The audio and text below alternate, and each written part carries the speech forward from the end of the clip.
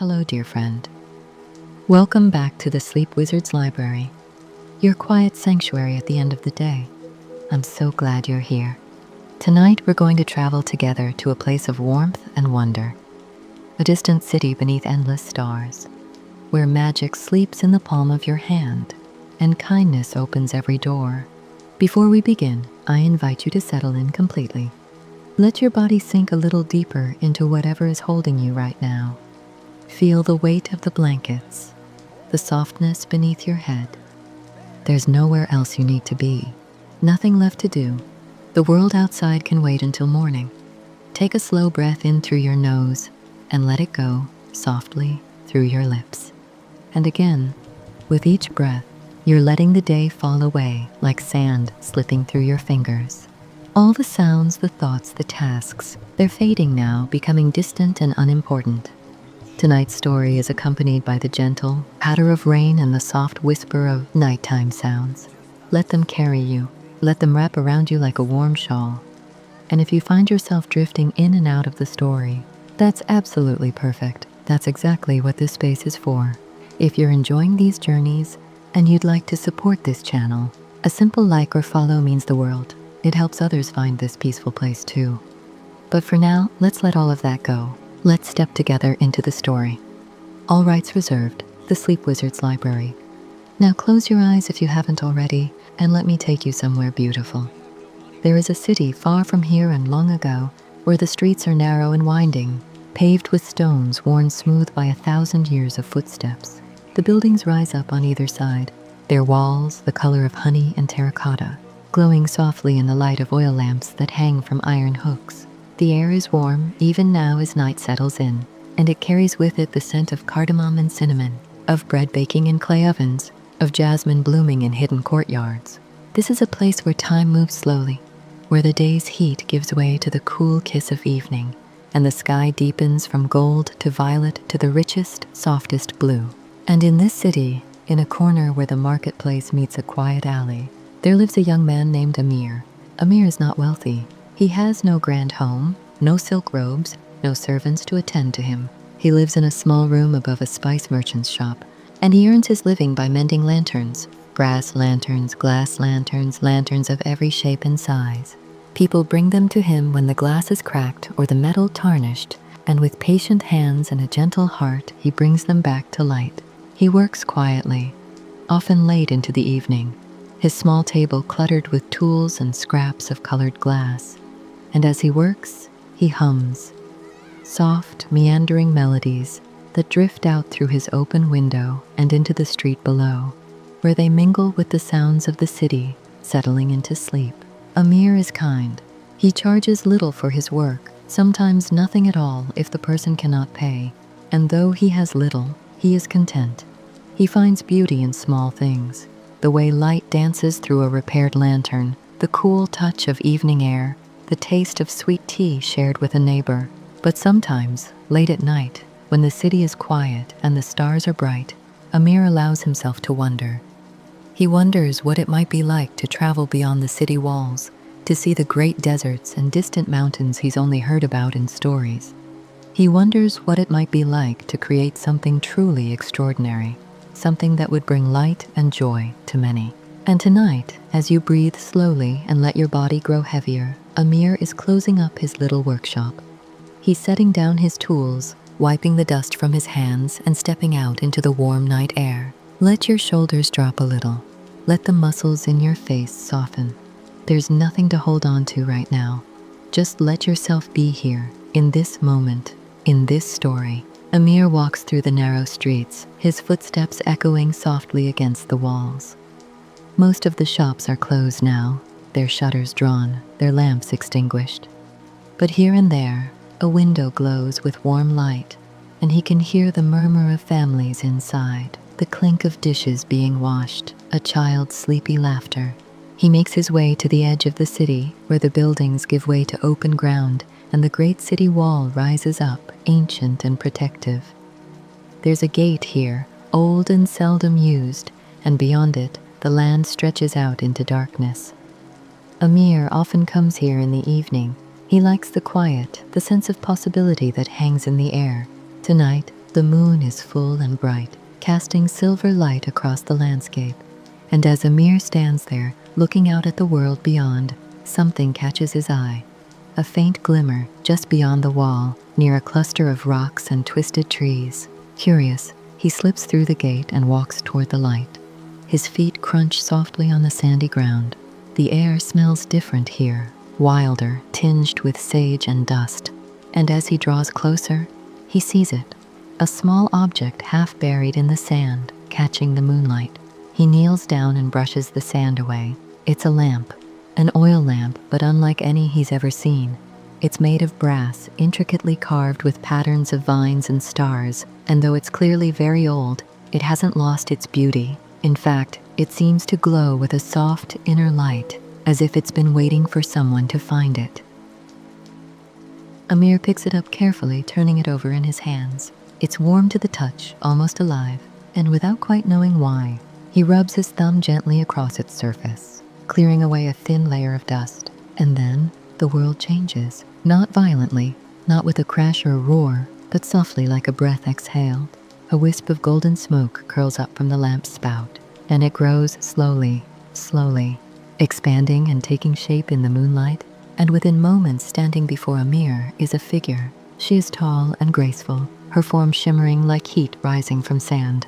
Her eyes are kind, ancient, and knowing, and when she smiles, it's the smile of someone who has seen countless ages pass and still finds wonder in the world. "Hello," she says, and her voice is like wind through silk, soft and layered. "I am Zara, and you, dear one, have freed me." Amir stares, his heart beating fast, but not with fear. There's something deeply calming about her presence, something that makes him feel safe. I found your lamp," he says, his voice barely a whisper. "You did," Zara replies, her smile deepening. "And in doing so, you've earned a gift. 3 wishes if you desire them. 3 chances to shape your life as you see fit. Take a moment here. Let your breathing slow even more. In through the nose, soft and easy. Out through the mouth, releasing any tension you might still be holding. Your body is heavy now, sinking into rest." And the story continues, gentle as a lullaby. Amir doesn't speak right away. He's not the kind of person who leaps at opportunities without thought. Instead, he sits down on the sandy ground, and Zara, understanding, sits beside him. They look out together at the moonlit landscape, the distant city glowing softly behind them. 3 wishes, Amir says slowly. That's extraordinary." "It is," Zara agrees. "But tell me, what is it you truly want? Not what you think you should want, but what your heart whispers to you in the quiet moments." Amir considers this. He thinks about his small room, his simple work.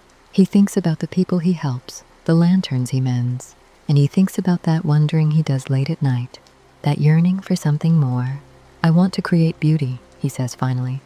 "I want to bring light to people's lives, not just by fixing what's broken, but by making something new, something that fills them with hope and wonder." Zara's eyes soften.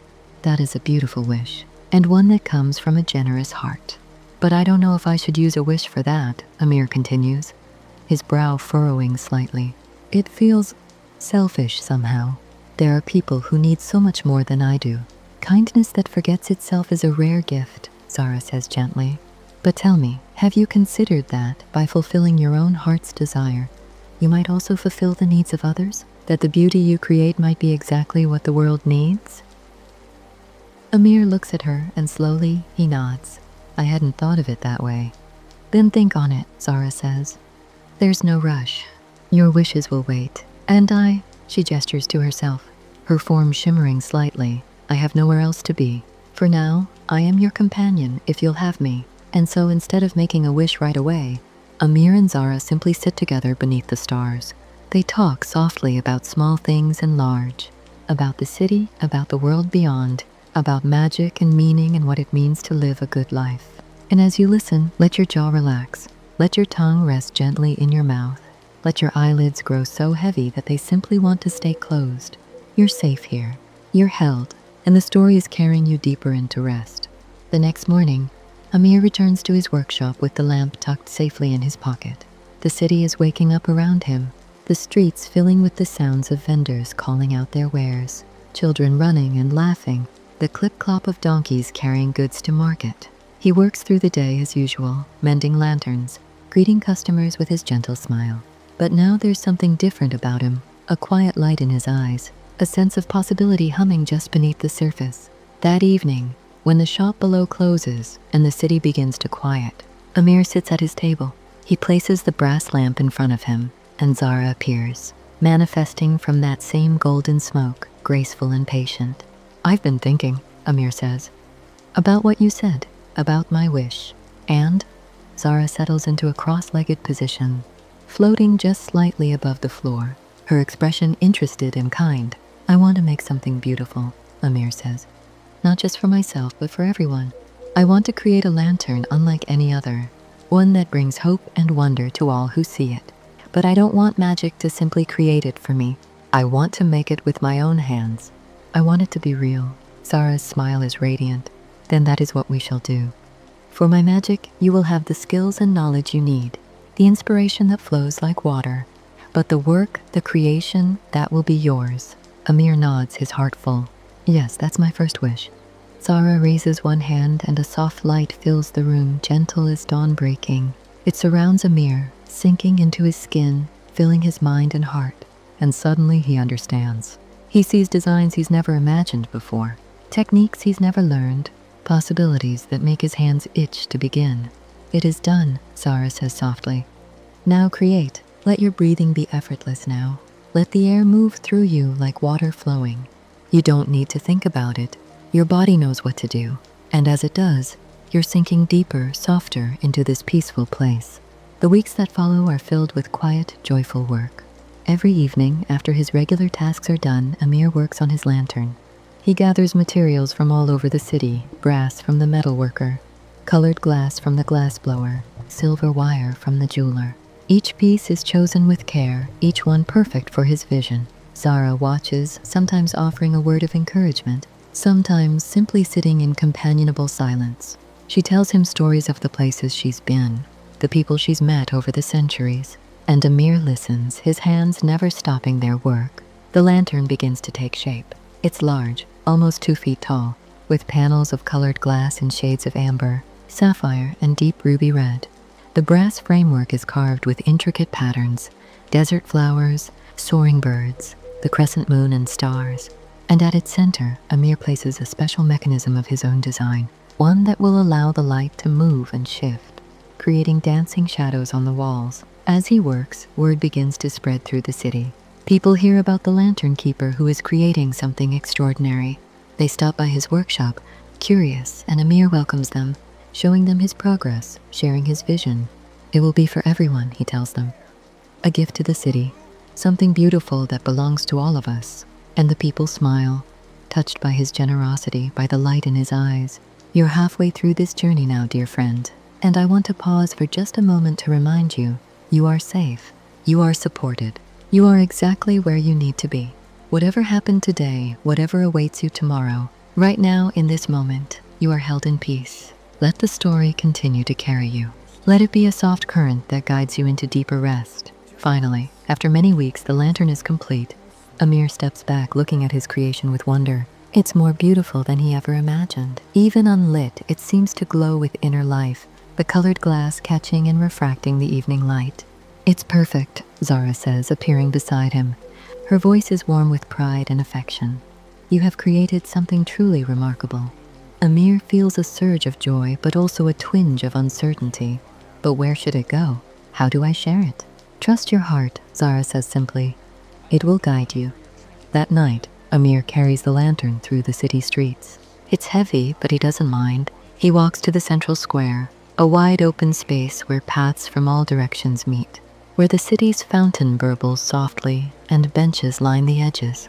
And there, in the very center, he places the lantern on a stone pedestal that has stood empty for as long as anyone can remember. He lights it carefully, and the flame catches, grows, fills the lantern with golden light. And oh, the beauty of it. The colored glass comes alive, casting patterns of amber, sapphire, and ruby across the square. The moving mechanism begins to turn, and the shadows dance, creating the illusion of birds in flight, flowers blooming, stars wheeling across a midnight sky. People begin to gather, drawn by the light. They come from their homes, from the surrounding streets, and they stand in the square, gazing up at the lantern with wonder. Children point and laugh with delight. Elders smile, their eyes soft with memory and hope. Strangers speak to one another, sharing their joy, their appreciation. And Amir stands among them, anonymous in the crowd, watching as his creation brings people together, as it fills them with light. Zara appears beside him, visible only to him, and she places a gentle hand on his shoulder. "You have done well," she whispers. "You have used your gift to create something that will endure, something that will bring joy long after you're gone." Amir's eyes fill with tears, but they are tears of happiness, of fulfillment. "Thank you," he says softly. "Let your whole body be soft now. Let every muscle, every fiber release and rest. There's no need to hold on to anything. The story is here, but you don't need to grasp it. Just let it wash over you like gentle waves." Days turn into weeks, and the lantern becomes a beloved part of the city. People come from distant places to see it, drawn by stories of its beauty. The square becomes a gathering place, a space where the community comes together, where festivals are held and stories are shared. And Amir continues his work, mending lanterns, serving his neighbors. But now there's a deeper satisfaction in his heart, a sense that he has given something precious to the world. One evening, as he sits in his workshop, Zara appears. "You have 2 wishes remaining," she says gently. "Have you thought about what you might want?" Amir considers. "I have," he says. "But I'm learning that wishes aren't about gaining things. They're about becoming who you're meant to be." "Wise words," Zara says, her eyes twinkling. "I've been thinking about freedom," Amir continues. "Not for myself, but for you. You're bound to the lamp, aren't you?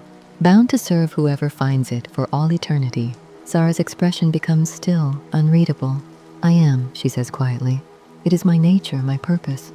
"But is it what you want?" Amir asks. For a long moment, Zara doesn't answer. Then slowly she says, "I have served for so long. I'm not certain I remember what wanting feels like. But yes, if I could choose, I would like to be free. To exist without obligation, to explore the world on my own terms." Amir nods, his decision already made. "Then that is my second wish. I wish for you to be free, Zara, completely and truly free."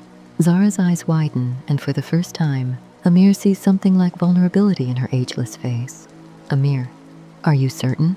That's a precious wish. You could ask for wealth, for power, for anything your heart desires." "I'm certain," Amir says firmly. "You've been kind to me, patient with me. And more than that, everyone deserves freedom. Everyone deserves to choose their own path." A light begins to glow around Zara, brighter than before, filled with colors that have no name. The brass lamp on the table trembles, then cracks, then dissolves into golden dust that swirls around the room before disappearing entirely. And Zara transforms. She becomes more solid, more present, more real. Her feet touch the floor for the first time, and she draws in a breath, a true breath, and laughs with pure, astonished joy. "I'm free," she whispers, wonder in her voice. "I'm truly free." Amir smiles, his heart full. "Yes, you are. Let your breathing be like the tide now, slow and rhythmic, pulling you deeper into calm. Your body is completely at rest. Your mind is quiet, and you're floating gently in this peaceful space between waking and sleep."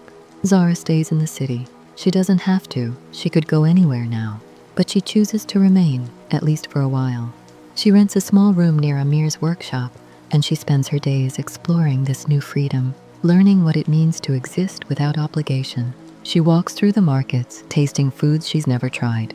She sits by the fountain in the square, watching the people and the play of light from Amir's lantern. She makes friends slowly, learning to connect not as a servant or a mystical being, but simply as herself. And she and Amir remain close. They share meals together, talk late into the night, and sometimes they work together, Zara helping in the workshop when her hands are needed. One evening, as they sit on the rooftop of Amir's building, looking out at the city beneath a canopy of stars, Zara turns to him. "You have one wish left," she says. "I'm no longer bound to grant it, but I sense you haven't forgotten." Amir shakes his head. "I haven't, but I've been thinking about it differently now." "How so?" "I used to think wishes were about getting what you don't have," Amir says slowly. "But I've realized I already have everything I need. I have work that fulfills me, friends who care about me, a home in this beautiful city. I don't need more." "Then what will you wish for?" Zara asks gently. Amir is quiet for a long time, watching the lantern's light dance in the square below. Then he smiles. I wish that this feeling, this sense of contentment and connection and possibility, could touch everyone in this city. Not through magic that forces it, but through opportunities, small moments where people can find their own light, their own purpose, just as I found mine. Zara's expression is tender. That is the wish of a truly generous soul. But you realize, don't you, that such a wish cannot be granted with magic alone? It requires action, time, human connection. I know, Amir says, and I'm willing to do the work. Then consider it granted, Zara says softly. Not as a spell that unfolds in an instant, but as a beginning, as a promise you make to yourself and your community. And so the final wish becomes not a moment, but a movement. Amir begins teaching others his craft, inviting young people who have no trade to learn from him. He organizes gatherings in the square beneath the lantern, where people can share their skills, their art, their stories. Zara joins in, using her vast knowledge to help in countless small ways. She teaches the children, shares stories with the elders, helps the merchants and craftspeople refine their work. And slowly, gradually, the city transforms. Not because of magic, but because of kindness, because of intention, because people begin to believe that they too can create beauty, that they too have something precious to offer. Your eyelids are so heavy now. Your body has melted into the softness beneath you. You're barely holding on to the story anymore, and that's perfect. Let it drift into dreams. Let the images become soft and hazy, like watercolors running together. Years pass in the city. Amir grows older, his hands becoming more weathered, his hair touched with silver. But his smile remains gentle and warm, and his workshop is always full of life, of students learning and creating. Zara remains too, ageless as ever, but now she is not apart from the world. She is woven into it, a friend, a teacher, a beloved member of the community. The lantern in the square continues to burn night after night, year after year. It becomes a symbol of the city, a reminder of what is possible when one person dares to create something beautiful and share it freely. And though most people have forgotten Amir's name, though they don't know the story of the brass lamp and the wishes that shaped so much, they feel the legacy of those choices in their daily lives. They feel it in the generosity of their neighbors, in the beauty that surrounds them, in the sense that this is a place where light lives and grows. One evening, very late, when the city is asleep and the stars are bright, Amir and Zara walk together to the square. They stand beneath the lantern, bathed in its gentle colored light. Do you ever regret it? Amir asks quietly. Giving up your magic, your immortality as it was? Zara shakes her head, smiling. Never. I have lived more truly in these years than in all the centuries before. Because now every choice is mine. Every connection is real. Amir nods, understanding. Thank you, he says, for everything. For teaching me about wishes, about what truly matters. Thank you, Zara replies, for freeing me, for showing me what it means to live with an open heart. They stand in comfortable silence, two souls who found each other in a moment of magic and chose to build something lasting and real. And as you listen, dear friend, let yourself drift. Let the images fade like the last light of evening. Let your thoughts become soft and scattered like leaves floating on water. There's nothing you need to remember, nothing you need to hold on to. The story is ending now, as all stories must. But the peace it brought, the calm that settled over you, that can stay. Let it sink into your bones, into your breath. Imagine yourself there, in that city, standing beneath that beautiful lantern. Feel the warm night air, the gentle breeze. See the colored light dancing across the stones. And know that this peace, this beauty, it's always here, waiting for you whenever you need it. Your body is completely at rest now, heavy and soft and held. Your mind is quiet, drifting in that space between waking and dreams. And it's time, dear friend, to let go completely, to surrender to sleep, to let it carry you into its gentle embrace. Thank you for spending this time with me here in the Sleep Wizard's library. Thank you for trusting me with your rest. With these quiet moments at the end of your day, I hope this story brought you peace. I hope it carried you to a place of calm. And now, as the lantern's light grows dim, as the city falls into dreams, you too can let go. Rest well, dear friend, until we meet again in another story, in another peaceful night. Good night.